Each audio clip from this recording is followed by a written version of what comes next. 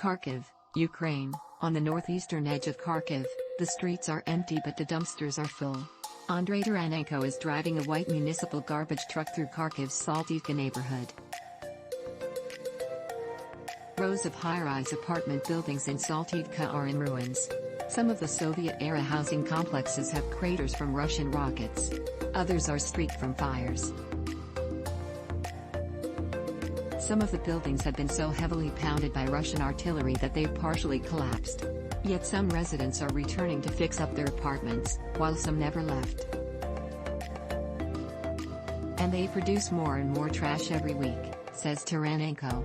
When people started to come back, they'd left fridges here full of food, he says of the residents who fled this neighborhood during the intense attacks on Saltivka in the early weeks of the war.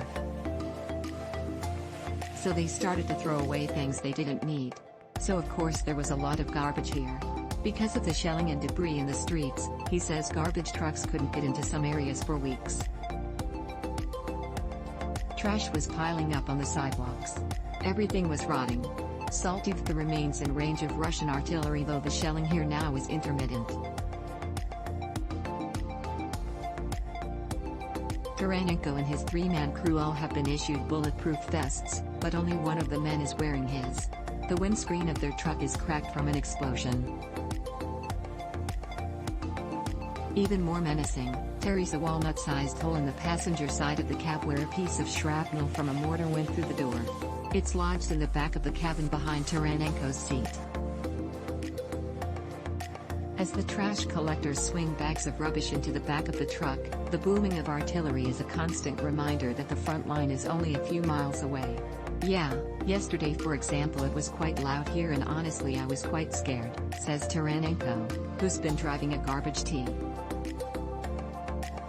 He says it's better to not stay very long in the same place because you never know when the next mortar is going to hit. It's better to move somewhere, he says with a laugh that sounds slightly nervous. In this part Saltivka, there are no shops or businesses open. The power is still out.